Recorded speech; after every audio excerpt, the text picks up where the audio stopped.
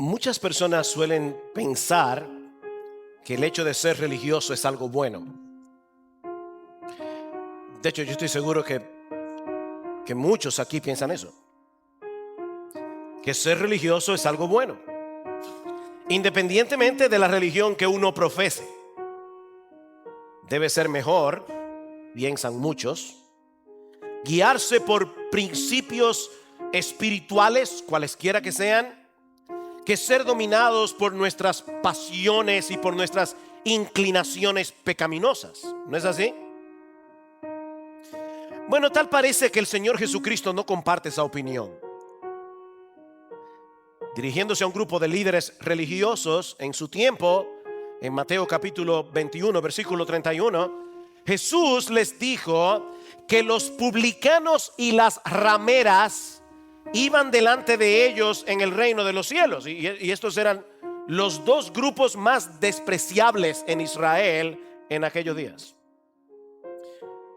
De hecho, cuando leemos los evangelios, una de las cosas que llaman nuestra atención es que las palabras más duras que Jesús pronunció durante su ministerio fueron dirigidas precisamente a los líderes religiosos de la nación, y más particularmente contra los escribas y fariseos. Así que de acuerdo a la evaluación de Jesús, la religiosidad puede ser un obstáculo mayor que el vicio para entrar en el reino de Dios. Yo voy a repetir eso otra vez porque es contraintuitivo. No es lo que la mayoría de la gente piensa.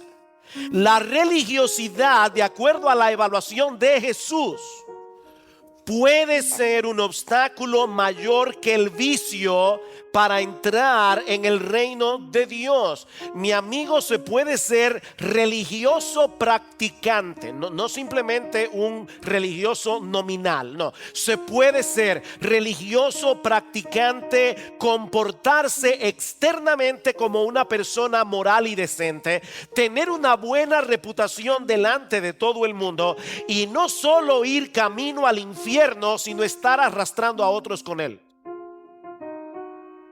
Esa es una de las lecciones que aprendemos de este pasaje que vamos a estudiar en la mañana de hoy en nuestra serie expositiva en el Evangelio de Marcos. Los invito por favor a ir conmigo a Marcos capítulo 12 y vamos a leer los versículos 38 al 44. Marcos capítulo 12 versículos 38 al 44. Y en su enseñanza les decía: cuidaos de los escribas, a quienes les gusta andar con vestiduras largas y aman los saludos respetuosos en las plazas, los primeros asientos en las sinagogas y los lugares de honor en los banquetes, que devoran las casas de las viudas y por las apariencias hacen largas oraciones. Estos recibirán mayor condenación. Jesús se sentó frente al arca del tesoro y observaba cómo la multitud echaba dinero en el arca del tesoro, y muchos ricos echaban grandes cantidades. Y llegó una viuda pobre y echó 2 pequeñas monedas de cobre, o sea, un cuadrante, y llamando a sus discípulos les dijo: en verdad os digo que esta viuda pobre echó más que todos los contribuyentes al tesoro, porque todos ellos echaron de lo que les sobra, pero ella de su pobreza echó todo lo que poseía, todo lo que tenía para vivir. Nos encontramos en la semana final del ministerio de nuestro Señor Jesucristo, 3 días antes de su muerte en la cruz, y más particularmente el día martes de esa semana. Tenemos varias semanas en esa semana, y más particularmente en ese día. Jesús y los discípulos se encontraban en el templo de Jerusalén, que estaba repleto de gente, judíos que habían venido de todas partes a celebrar la fiesta de la Pascua. Y el Señor aprovecha la ocasión para dar una advertencia pública contra los escribas y fariseos, y al mismo tiempo instruir a sus discípulos en privado, usando el ejemplo de una viuda pobre y desconocida.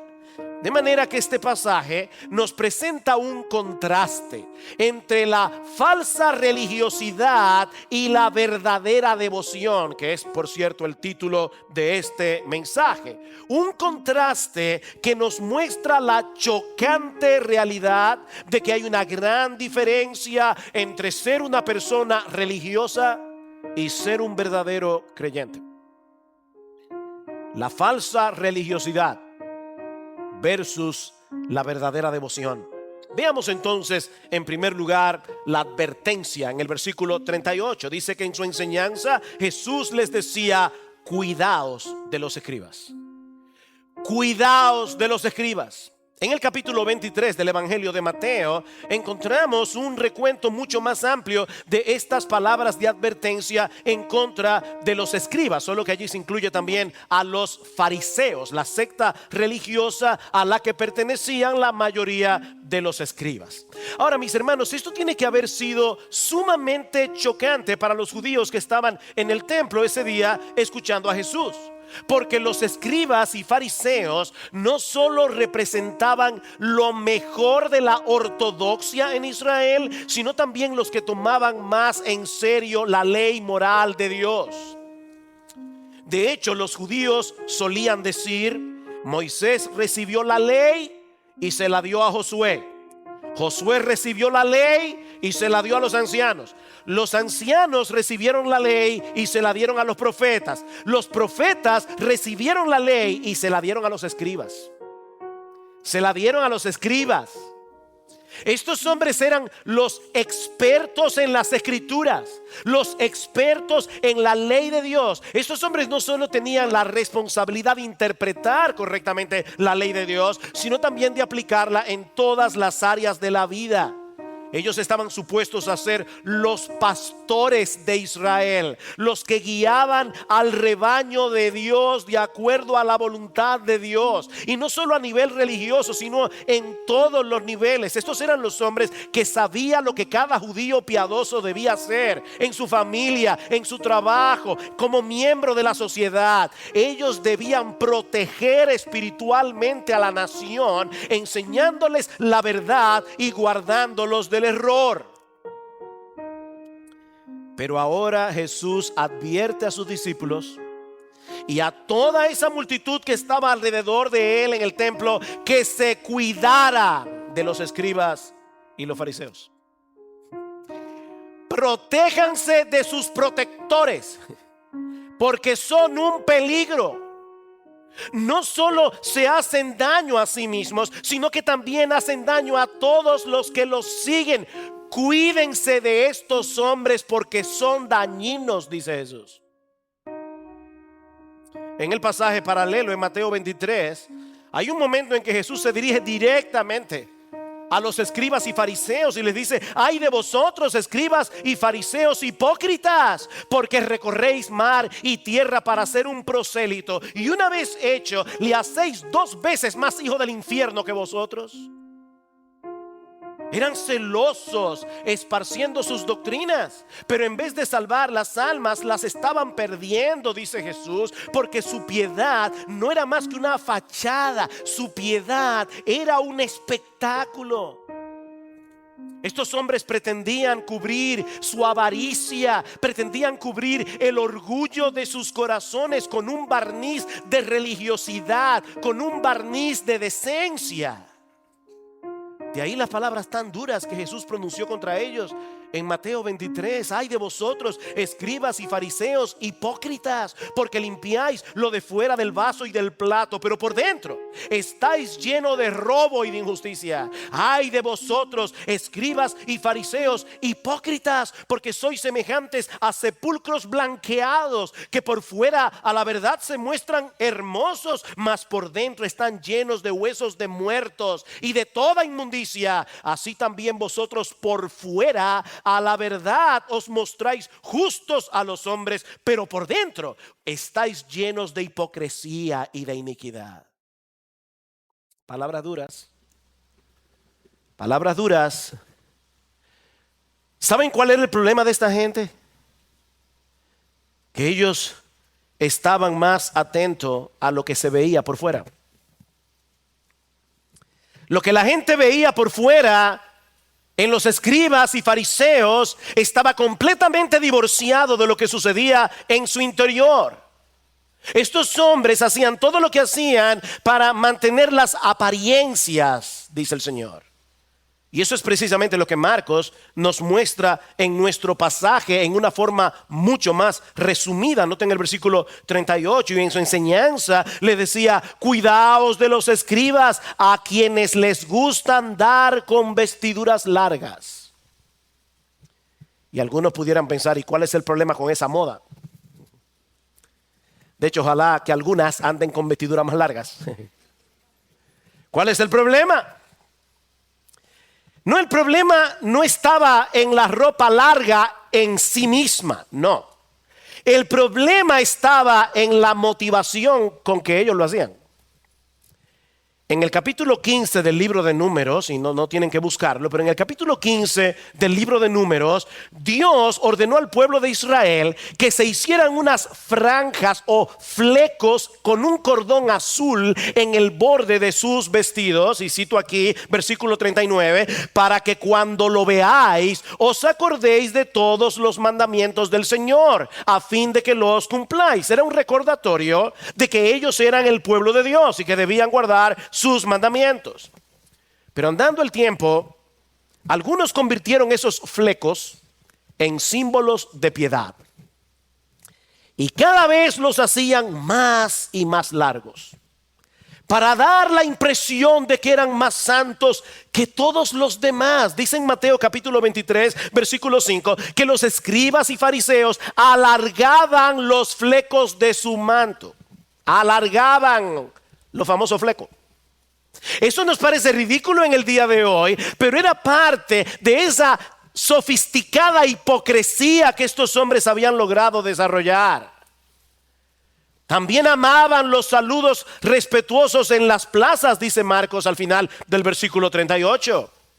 Y otra vez, no hay ningún problema en intercambiar saludos con la gente en los lugares públicos. Esa es una buena práctica social. El problema es que a esta gente le encantaba pavonearse en medio del pueblo con todos sus flecos, para que todo el mundo les rindiera pleitesía y los saludara usando títulos rimbombantes. Dice en Mateo capítulo 23 versículos 7 al 9 que ellos amaban que la gente los saludara con respeto, llamándolos rabí, oh maestro de la verdad, e incluso padre. Es por eso que en ese mismo contexto Jesús tiene que decir a sus discípulos: no llaméis Padre vuestro a nadie en la tierra, porque uno es vuestro Padre, el que está en los cielos. Y por si acaso, niños, no es que los hijos no le digan papá a su papá. Ese no es el punto. Tampoco Jesús está criticando que los alumnos traten con respeto a sus maestros. Eso debería ser así. Pero lo que Jesús está criticando en este texto es ese deseo de ser exaltado a través de títulos pomposos y extravagantes. En el día de hoy sería algo así como anhelar que los demás nos llamen reverendo o excelentísimo o su santidad reverendísima y cosas como esas. Hay personas a las que les fascinan los títulos. En algunas iglesias ya los pastores no quieren que le llamen pastores, son apóstoles.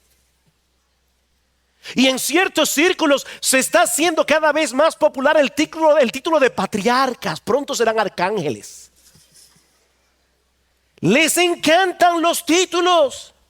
Mis hermanos, ese es el espíritu de los escribas y fariseos. Estos hombres se ponían sus vestiduras especiales con sus flecos y sus mantos, y entonces se paseaban por las plazas exhibiéndose como pavos reales para que la gente les rindiera pleitesía. Pero Jesús nos dice también que estos hombres siempre querían ocupar el primer lugar, donde fueran.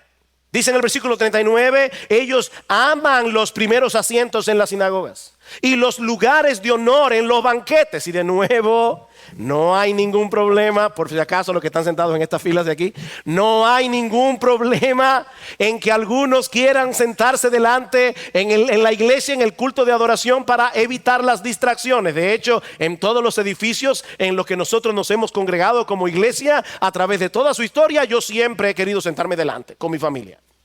Ese no es el problema. Pero eso no es lo que Jesús está condenando aquí. Lo que Él está condenando es ese deseo de estar en los lugares más visibles en la sinagoga, o estar más cerca del anfitrión cuando los invitaban a un banquete. Donde quiera que iban, ellos querían ser el centro de atención.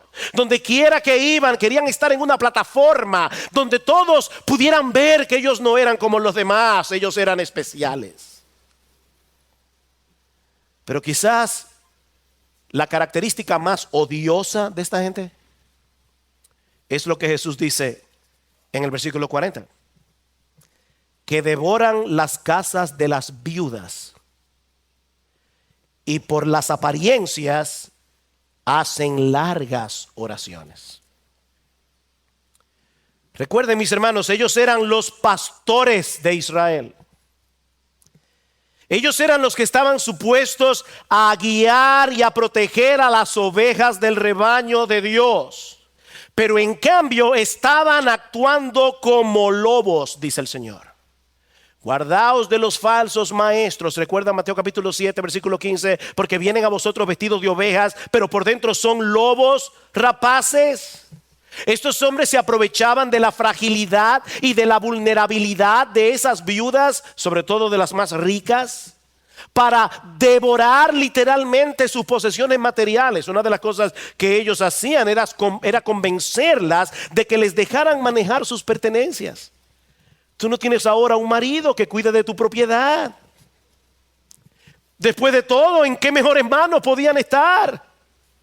Ellos conocían muy bien la ley de Dios. Los escribas eran los abogados de aquellos días en Israel, y para colmo eran un dechado de virtud y de piedad, como podía verse claramente a través de sus largas oraciones. Pero al final se las ingeniaban para dejarlas sin nada. Devoran las casas de las viudas. Estos hombres se disfrazaban de ovejas para ocultar su rapacidad. Eran lobos.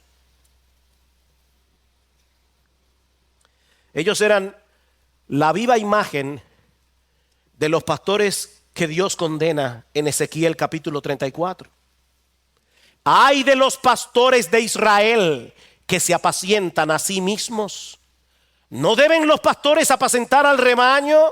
Coméis la grosura, os habéis vestido con la lana, degolláis la oveja engordada, pero no apacentáis al rebaño. Y cualquier similitud con muchos teleevangelistas y predicadores de la prosperidad en el día de hoy no es pura coincidencia. No es pura coincidencia. Es ese mismo espíritu diabólico el que mueve a estos charlatanes de la prosperidad. Y de nuevo, yo sé, mis hermanos, que esto no es políticamente correcto, pero nosotros somos atalayas de la grey de Dios. Son unos charlatanes que usan la religión como pretexto para convencer a las personas que les den voluntariamente su dinero a cambio del favor de Dios. Esto es diabólico y nauseabundo.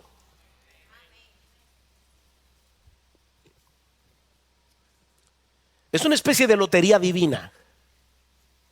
Mientras más dinero das, más oportunidades tienes de ganar. Gloria Copeland, una famosa autora y conferencista internacional de este movimiento, dijo una vez: usted tiene derecho a la prosperidad, Jesús pagó por ella.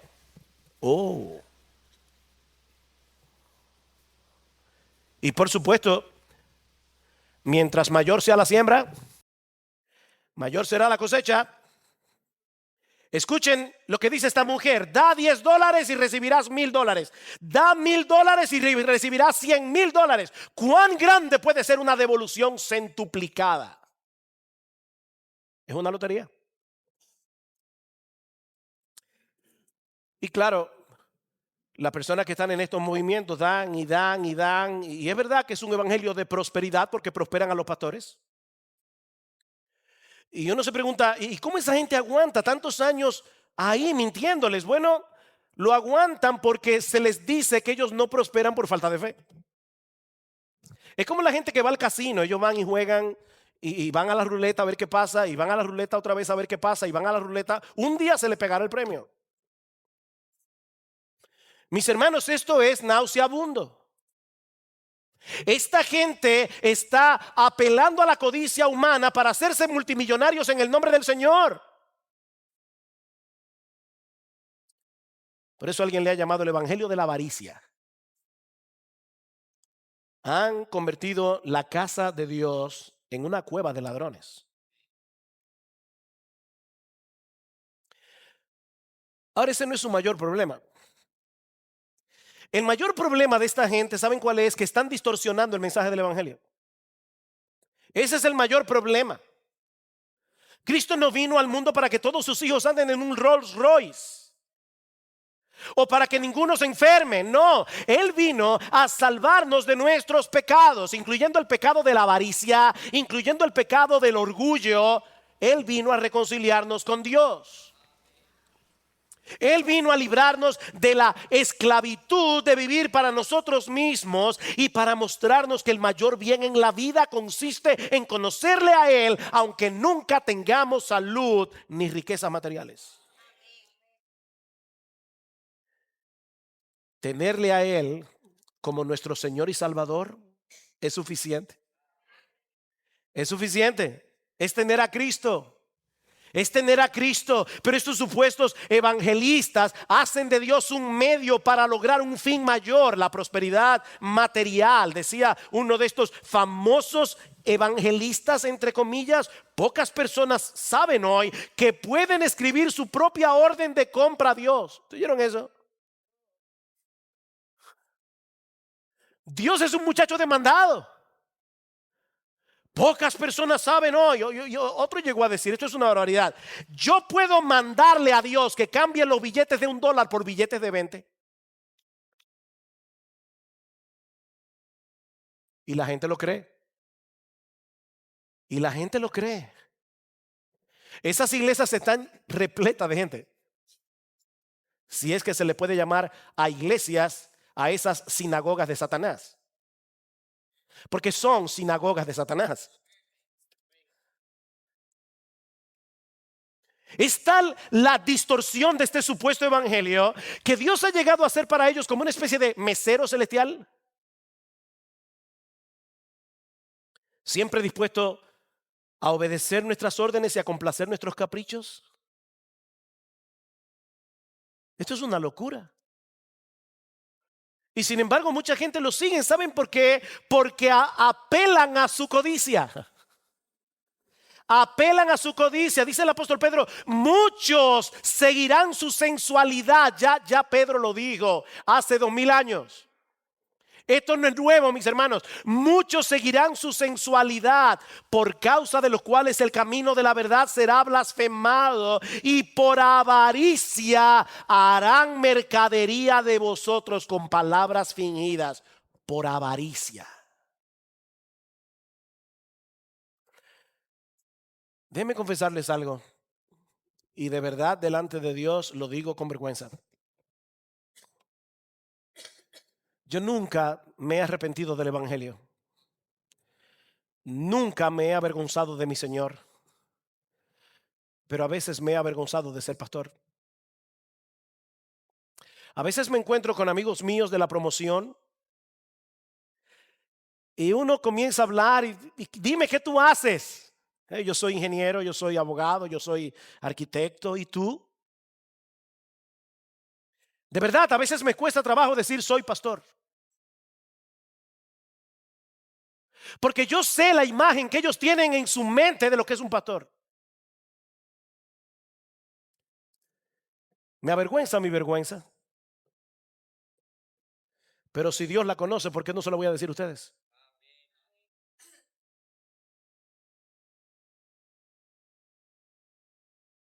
Más adelante dice Pedro, en el versículo 14 del capítulo 2, tienen el corazón habituado a la codicia. Hablando de los falsos maestros, tienen el corazón habituado a la codicia y son hijos de maldición. ¿Oyeron eso, mis hermanos? Estos individuos que usan la Biblia para su propio provecho son hijos de maldición. Es a eso que se refiere Jesús cuando dice en Marcos capítulo 12 versículo 40 que estos hombres recibirán mayor condenación. Los castigos más severos del infierno no están reservados para los drogadictos, para los narcotraficantes, para los homosexuales. No, no, no, no, no. Los castigos más severos del infierno están reservados para estos falsos maestros. Recibirán mayor condenación.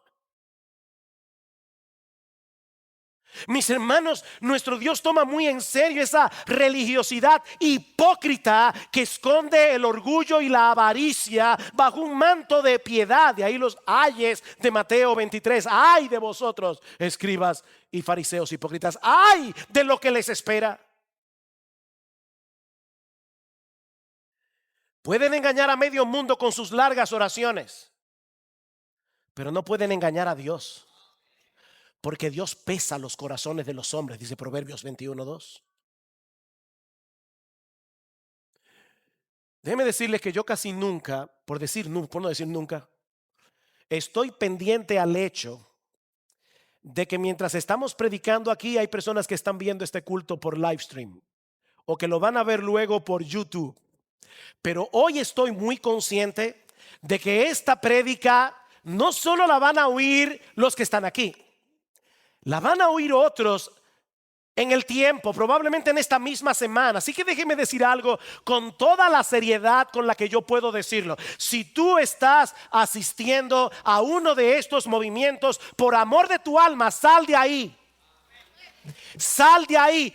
Huye por tu vida. Estos hombres son dañinos, no solo porque son un peligro para tus bienes, es porque son un peligro para tu alma.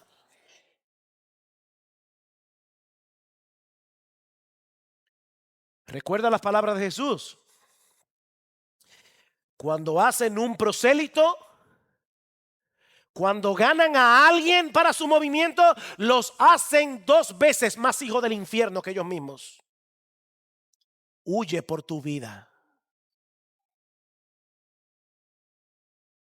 Este pasaje de Marcos capítulo 12 no es una clase de historia para que nosotros sepamos cómo eran los escribas y fariseos. No, mis hermanos, el Espíritu Santo inspiró al evangelista Marcos para que dejara eso allí como una advertencia para todos nosotros, para que nos cuidemos de esa clase de hombres. Yo tengo la convicción de que estos evangelistas de la prosperidad vacunan a la gente contra el verdadero evangelio. De hecho, yo creo que eso no solamente pasa con aquellos que predican el evangelio de la prosperidad. Yo creo que eso pasa también con aquellos que están acostumbrados a oír predicaciones terapéuticas, no estudios profundos de las escrituras. Ese tipo de predicadores terminan vacunando a la gente para que se les haga difícil escuchar verdadera predicación. Porque ellos no vienen a la iglesia a pensar, ellos vienen a la iglesia a sentirse bien. Ellos vienen a la iglesia a una especie de autoayuda corporativa.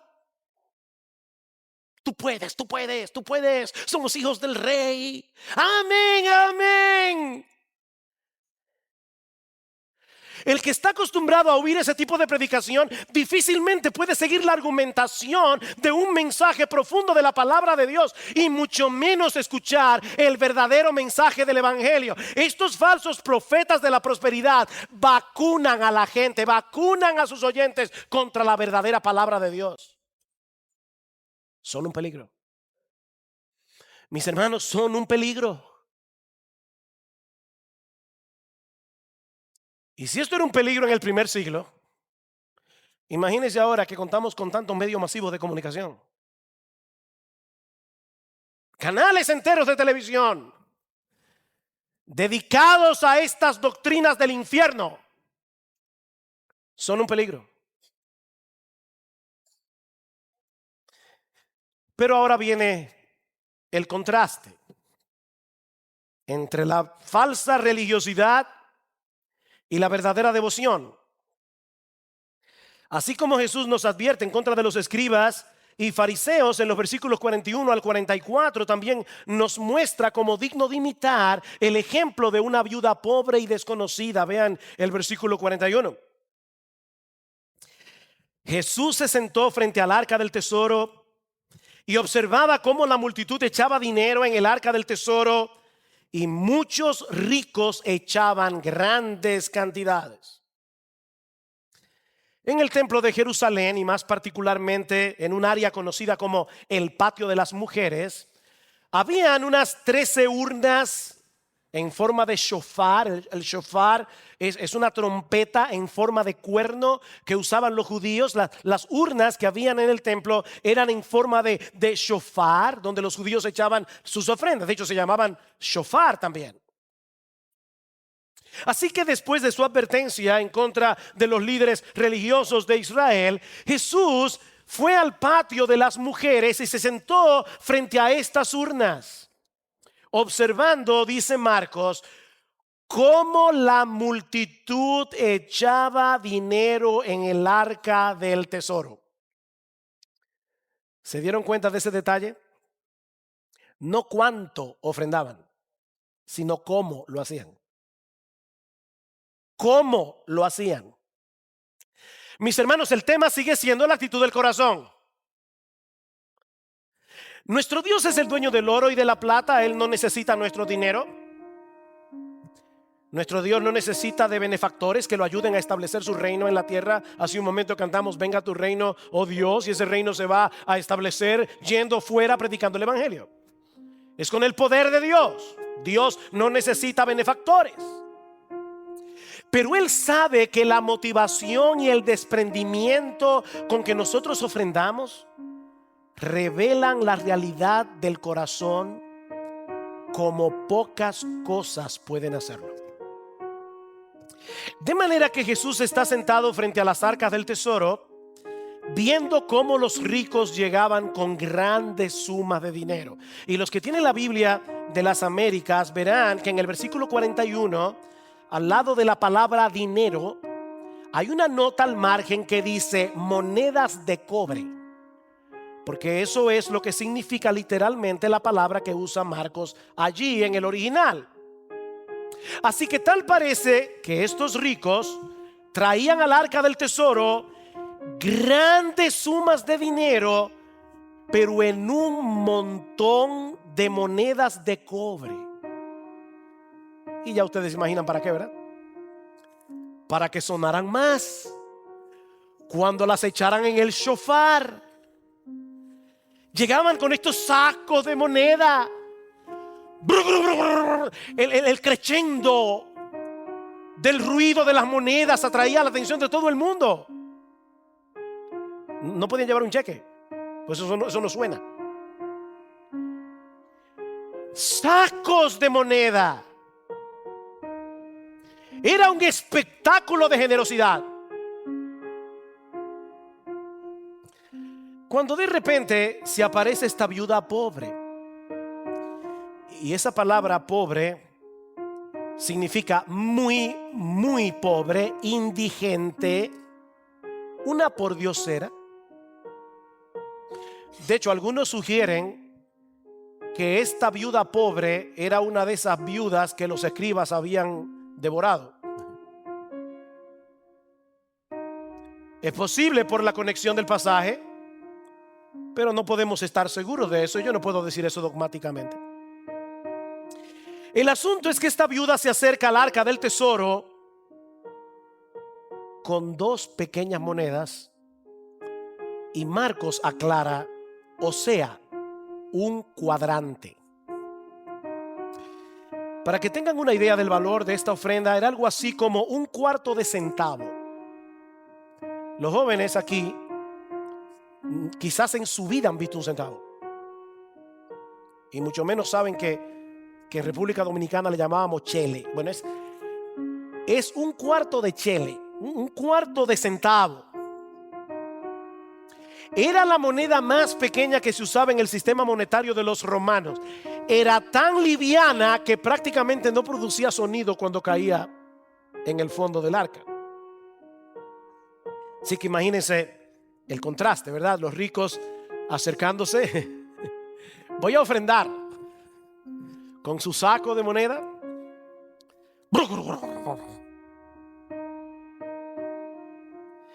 Y llega esta viuda con dos monedas en la mano que apenas se veían en la palma de su mano. No había nada de espectacular en la ofrenda de esta viuda. Era totalmente insignificante para todo el mundo, menos para Jesús.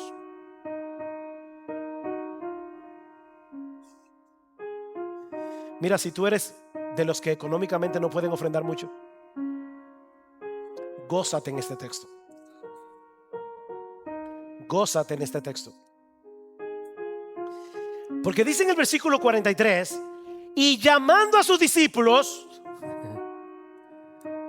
Jesús no estaba impresionado con la ofrenda de los ricos. A Jesús le impresionó la ofrenda de esa viuda.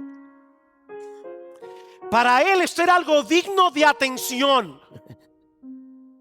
Jesús llamó a sus discípulos: vengan a ver esto. Por favor, vengan a ver esto.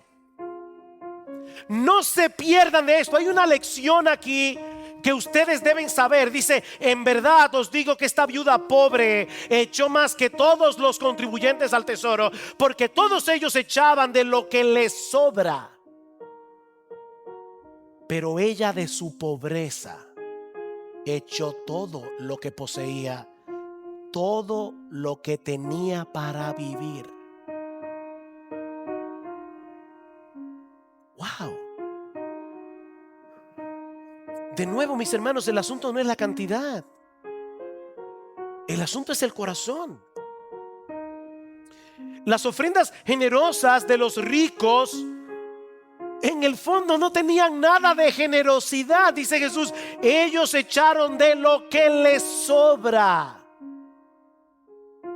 En otras palabras, el monto de sus ofrendas en relación a lo que tenían evidenciaba el lugar tan bajo que Dios ocupaba en sus corazones. Humanamente hablando, ofrendaban mucho, pero proporcionalmente hablando era una miseria. Era una miseria. Estos hombres le daban las sobras a Dios. Las sobras. Todos esos sacos de monedas de cobre eran caja chica para ellos. Mientras que el cuarto de centavo que esta mujer echó en el arca era todo lo que ella tenía para vivir, dice el Señor. Mis hermanos, déjenme hacerles una pregunta. ¿Qué evidenciaba la ofrenda de esta viuda acerca de su corazón?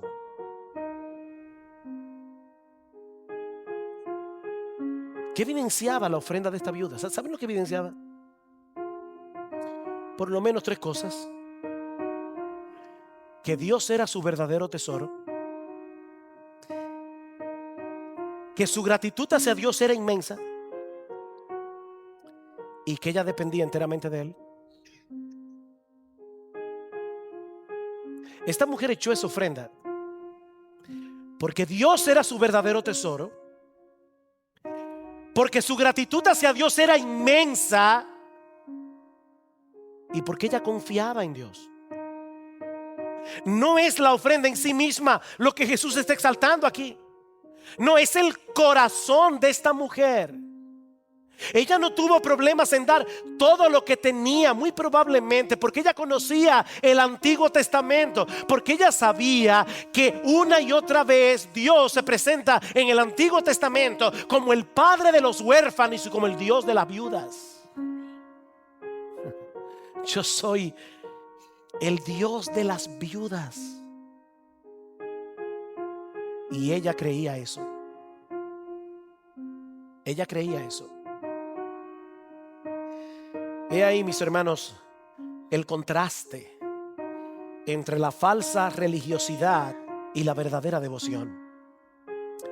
La falsa religiosidad personificada en los escribas y fariseos, la verdadera devoción a Cristo, la verdadera devoción a Dios, ejemplificada en la ofrenda de esta mujer. La falsa religiosidad surge de un corazón orgulloso, soberbio, que oculta en un manto de piedad el deseo de llamar la atención sobre nosotros mismos. La verdadera devoción es el producto de un corazón humilde, creyente y agradecido.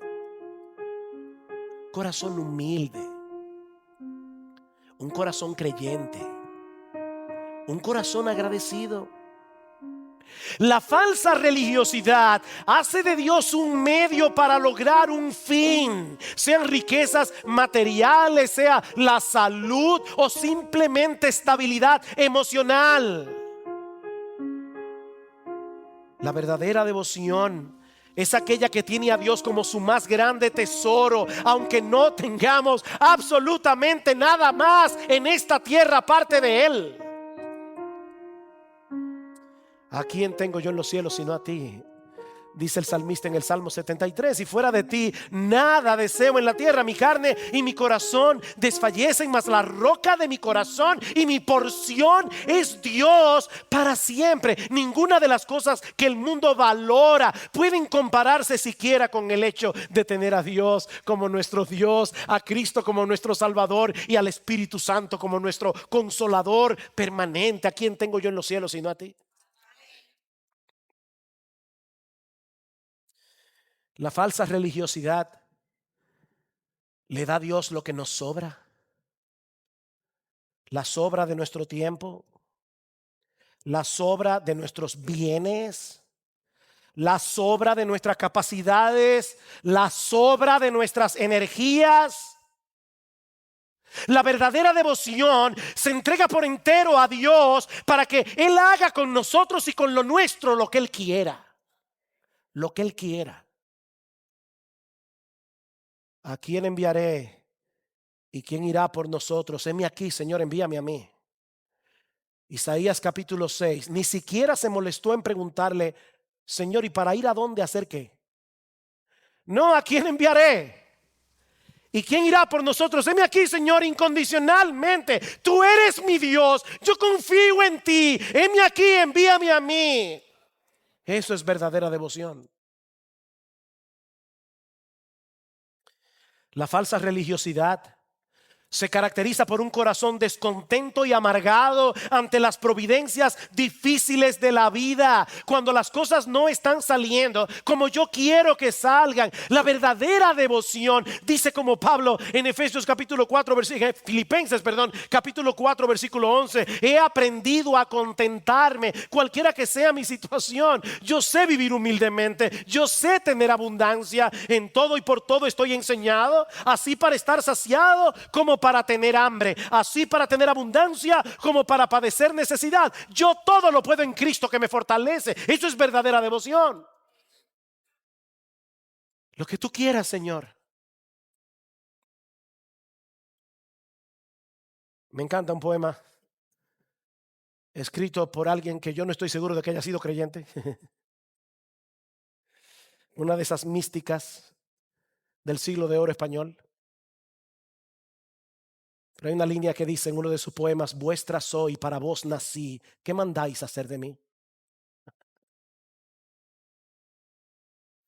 ¿Qué mandáis hacer de mí?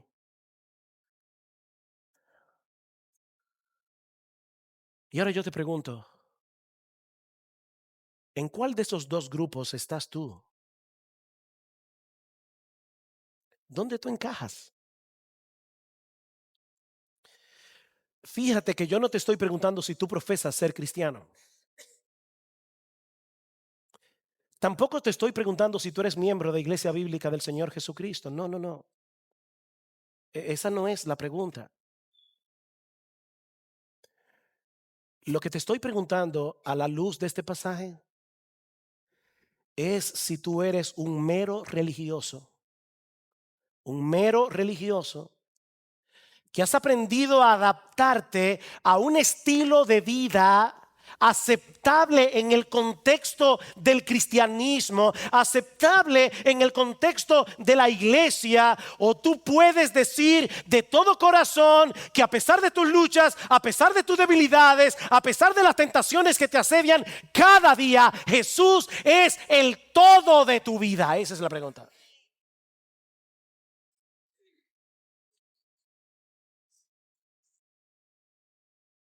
Hay algo que llamó poderosamente mi atención estudiando ese pasaje.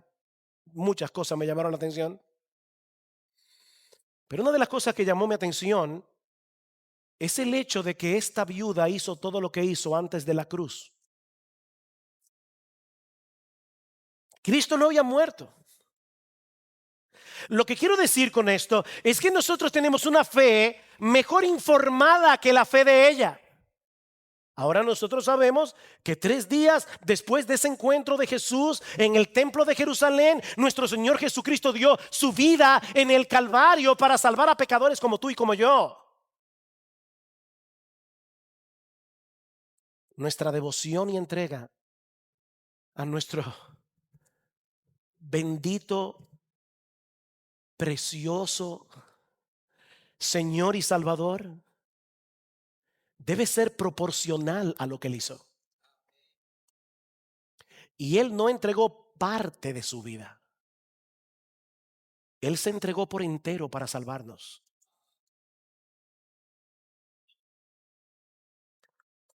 Es ese amor de Cristo el combustible que debe impulsar nuestras almas para vivir enteramente para Él. El amor de Cristo nos constriñe, dice Pablo en 2 Corintios 5:14.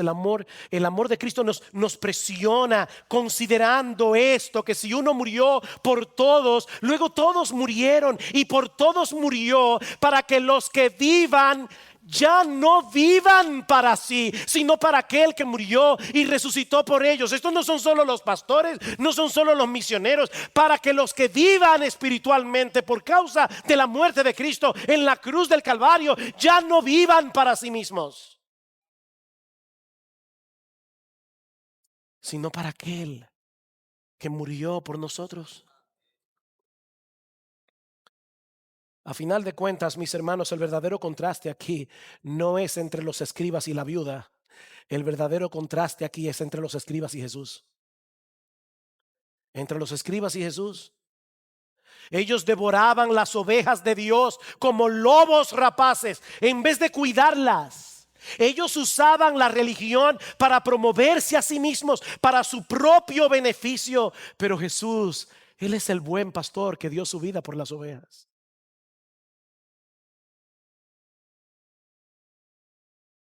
Y yo te pregunto una vez más, ¿es evidente para las personas que te rodean que Jesús es la pasión de tu vida? La gente que te rodea ve tu vida y se da cuenta de que tú eres un apasionado con la persona de Jesús, que tú te has entregado por entero a Él para que Él haga de tu vida lo que Él quiera.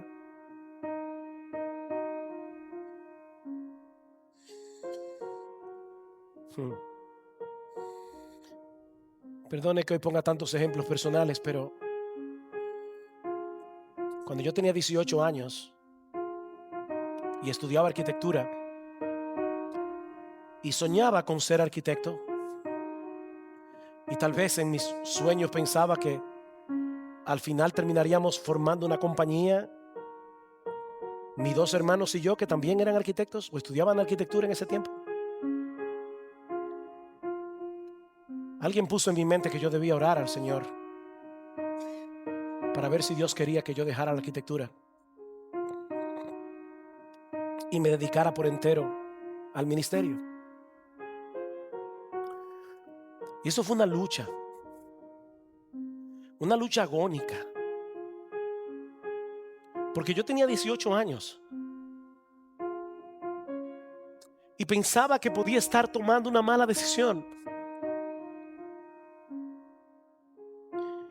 Y honestamente yo soñaba con el tipo de vida que yo podía vivir siendo arquitecto. Yo soñaba con eso. Pero esa idea no me dejaba vivir. Y recuerdo como si hubiera sido ayer, que un día me tocó dirigir los himnos en la iglesia.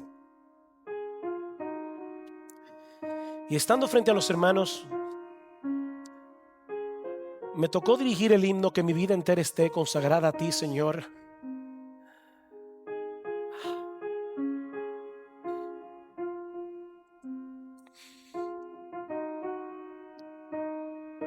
Yo comencé a llorar en el púlpito.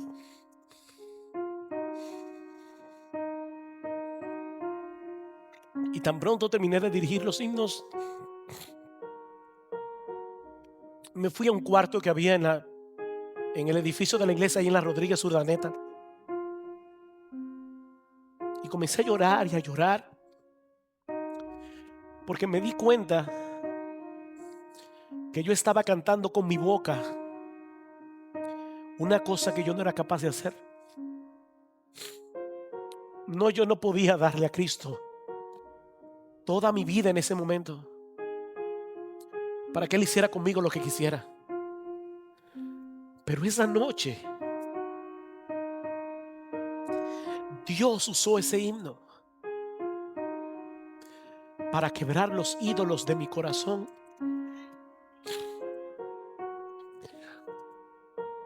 Y cuántas gracias he dado a Dios en estos 35 años por no haber sido arquitecto.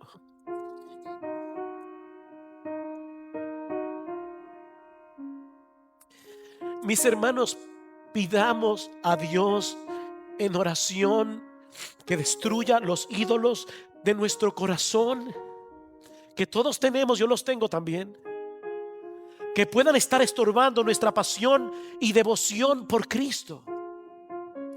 No, yo no creo que todos aquí debemos ser pastores y misioneros. No, por supuesto que no. Dios tiene un llamado particular a cada uno de sus hijos. Sé lo que Dios quiere que tú seas. Aunque no estaría de más que algunos aquí se preguntaran hoy en la mañana si acaso Dios no quiere que tú dejes las redes y te dediques por entero a ser un pescador de hombres. Tal vez no está de más que te hagas la pregunta, pero ese no es mi punto aquí. Dios tiene un llamado distinto para cada uno de sus hijos. Lo que estamos hablando aquí, mis hermanos, es pedirle a Dios que destruya los ídolos de nuestro corazón para que Él sea nuestro único tesoro, para que Él sea nuestro deleite, para que Él sea nuestro todo, para que no queramos hacer absolutamente nada que lo mal represente a Él ante los ojos de un mundo que está camino al infierno y se muere en sus pecados.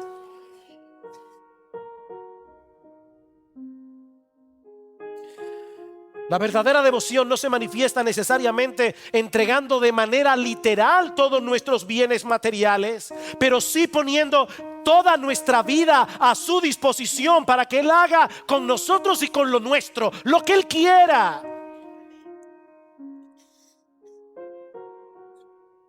Si Cristo es realmente nuestro tesoro, no habrá nada más plenamente satisfactorio en este mundo que tenerle a Él y servirle a Él, sea en salud o en enfermedad, con riquezas o sin ellas.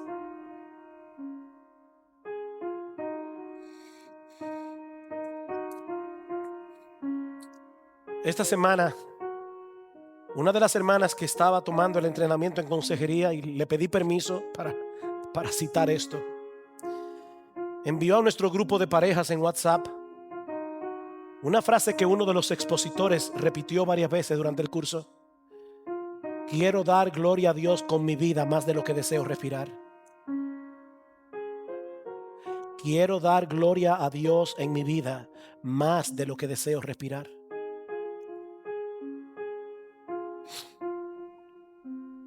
Tú puedes decir eso con sinceridad de corazón. Porque si no es así, yo te invito en esta mañana a que arregles tus cuentas con Dios. viniendo a Cristo en arrepentimiento y fe. Él entregó su vida en una cruz para que pecadores culpables pudieran ser absueltos en el tribunal de Dios, porque alguien autorizado pagó completamente nuestra deuda. Pero debes confiar enteramente, únicamente en Él y en su obra de redención para ser salvo. Y todos tus pecados serán perdonados. Te será concedido de pura gracia el don de la vida eterna, y tu corazón incrédulo y rebelde será transformado en un corazón creyente dispuesto a entregarte a Él sin reservas. Mi amigo, no es un barniz de religión y de moralidad lo que necesitas. Es un cambio radical en el asiento mismo de tu personalidad. Un cambio que solo Cristo puede hacer con el poder de su Espíritu. Pídele a Él que te conceda un nuevo corazón. Pídele que perdone tus pecados, porque Él ha prometido derramar gracia y salvación sobre todos aquellos que vienen humillados ante el trono de la gracia. Oh, que el Señor bendiga su palabra hoy, obrando poderosamente en creyentes e incrédulos, no solo para que muchos puedan venir de la muerte a la vida,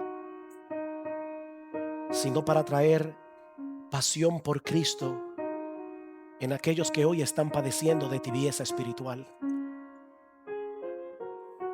De tal manera que en esta iglesia Jesús sea realmente el todo en todos, como dice Pablo en Colosenses 3. Oh, que Jesús sea el todo y en todos.